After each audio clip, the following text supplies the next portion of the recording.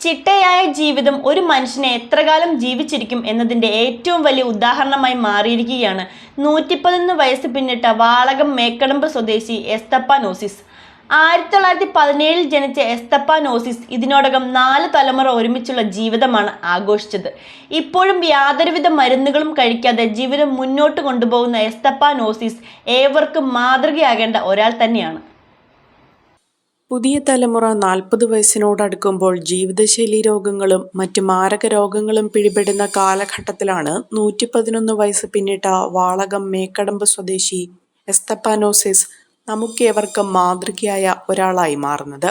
1917 കോതമംഗലം ചേലാട് ജനിച്ച എസ്തപ്പാനോസിസ് ഇതിനോടകം തന്നെ 4 തലമുറയ്ക്കൊപ്പമുള്ള ജീവിതം ആഘോഷിച്ചു കഴിഞ്ഞു. 111ാമത്തെ ജന്മദിനം മക്കളും കൊച്ചുമക്കളും ചേർന്ന് വലിയ ആഘോഷമാക്കി മാറ്റാനുള്ള തീരുമാനത്തിലാണ്.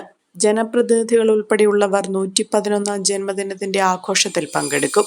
ഇപ്പോഴും യാതൊരുവിധ മരുന്നും കഴിക്കാതെ ജീവിതം മുന്നോട്ട് കൊണ്ടുപോകുന്ന എസ്തപ്പാനോസിസ് ആരോഗ്യവാൻ തന്നെയാണ്. 10 മക്കളാണ് എസ്തപ്പാനോസിസിനുണ്ടായിരുന്നത്. ഇതിൽ 2 പേർ ചെറുപ്പത്തിൽ തന്നെ മരണമടഞ്ഞു.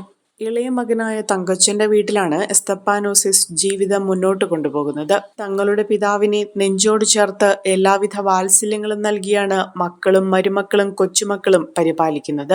കൃത്യമായ ജീവിത രീതികൾ തന്നെയാണ് എസ്തപ്പാനോസിസിനെ ഇത്തരത്തിൽ ജീവിതം മുന്നോട്ട് കൊണ്ടുപോകാൻ സഹായിച്ചു വരുന്നത്. ചെറുപ്പകാലം മുതൽ തന്നെ വളരെയധികം കഠിനാധ്വാനം ചെയ്യുന്ന എസ്തപ്പാനോസിസ് കൃഷി തന്നെയാണ് തന്റെ ആരോഗ്യത്തിന്റെ രഹസ്യമെന്ന് വെളിപ്പെടുത്തുന്നു. 2.5 വർഷം മുൻപ് വീടിനുള്ളിൽ തെന്നി വീണതൊഴിച്ചാൽ യാതൊരുവിധ ആരോഗ്യ പ്രശ്നങ്ങളും ഈ 111 വയസ്സിനിടയിൽ അദ്ദേഹത്തിനുണ്ടായിട്ടില്ല. വോട്ട് ചെയ്യാവുന്ന കാലം മുതൽ തന്നെ കഴിഞ്ഞ തദ്ദേശ സ്വയംഭരണ തെരഞ്ഞെടുപ്പിലും നിയമസഭാ തെരഞ്ഞെടുപ്പിലും ഉൾപ്പെടെ വോട്ട് രേഖപ്പെടുത്തി കഴിഞ്ഞിട്ടുണ്ട്. പുതിയ തലമുറയിൽ പ്രമേഹവും കൊളസ്ട്രോളും രക്തസമ്മർദ്ദവും ഉൾപ്പെടെയുള്ള ജീവിതശൈലി രോഗങ്ങൾ 40 വയസ്സിനോടടുക്കുമ്പോൾ വേട്ടയാടുന്ന സാഹചര്യത്തിലാണ് ഇദ്ദേഹത്തെ പോലുള്ളവർ നമുക്ക് മാതൃകയായി മാറുന്നത്. ദിവസവും 3300 ചതുരശ്ര അടി വിസ്തീർണമുള്ള വീട്ടുമുറ്റം ഭംഗിയായി അടിച്ചുവാരുന്നതും ഇദ്ദേഹം തന്നെയായിരുന്നു. എത്ര വയസ്സുണ്ട്? പറഞ്ഞോ, എത്ര വയസ്സായിരുന്ന?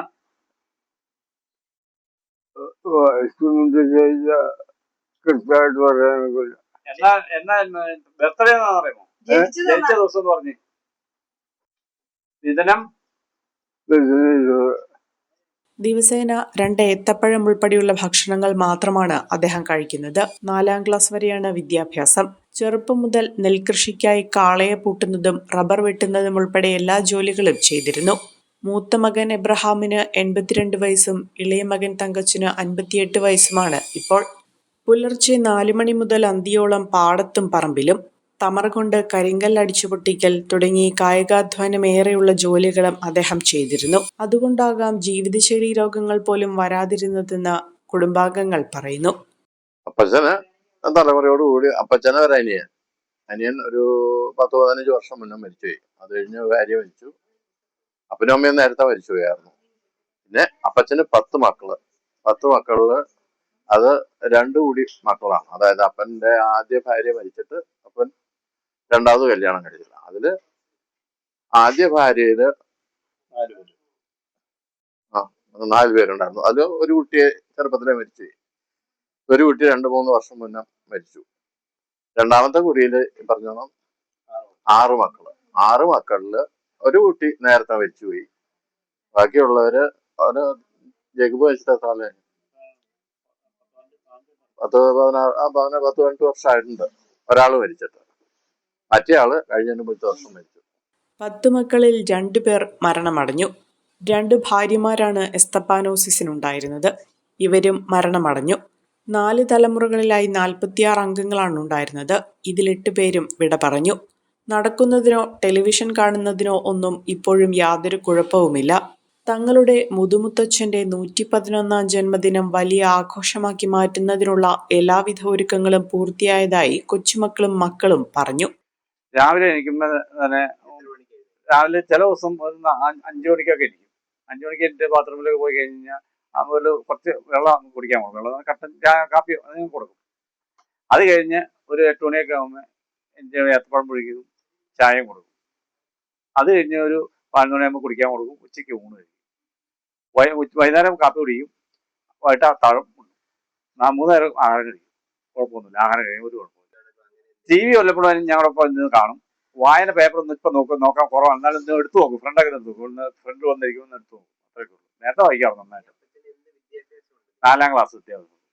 അപ്പച്ചൻ ആ കണ്ടം കൃഷി ആയിരുന്നു മെയിനായിട്ട്. നെൽകൃഷി, അത് കഴിഞ്ഞ് നായാട്ട് പോകാറുണ്ട് ആ കാലഘട്ടം. പിന്നെ പാറ പൊട്ടിക്കുന്ന പരിപാടിയുണ്ട്. പാറ പൊട്ടിക്കാൻ തമരടിച്ച് പാറ പൊട്ടിക്കുക. പിന്നെ കൃഷിപ്പണിയാണ് മെയിനായിട്ടുള്ളത്. പാറ പൊട്ടിക്കുക സൈഡായിട്ട് ചെയ്യും. പിന്നെ അധ്വാനമാണ് ഫുൾ ടൈം. അതാണ് അപ്പച്ചന് നേരമ്പോക്ക് എന്ന് പറഞ്ഞാൽ പ്രത്യേകം നേരമ്പോക്ക് പണിയാണ്. ജീവിത തിരക്കുകൾക്കിടയിലും ഏറ്റവും മികച്ച രീതിയിൽ കായികാധ്വാനവും വ്യായാമവും ഭക്ഷണത്തിലുള്ള ക്രമവും വരുത്തിയാൽ ആർക്കും എസ്തപ്പാനോസിനെ പോലെ മാറുവാൻ സാധിക്കുമെന്നതിന് ഉത്തമ ഉദാഹരണമാണ് നമ്മുടെ കൺമുന്നിലുള്ളത്. ലോകത്ത് തന്നെ ജീവിച്ചിരിക്കുന്ന ഏറ്റവും പ്രായമുള്ള മനുഷ്യരിൽ എണ്ണപ്പെട്ട ഒരാളായി മാറുകയാണ് ഇത്തരത്തിൽ എസ്തപ്പാനോസിസ്.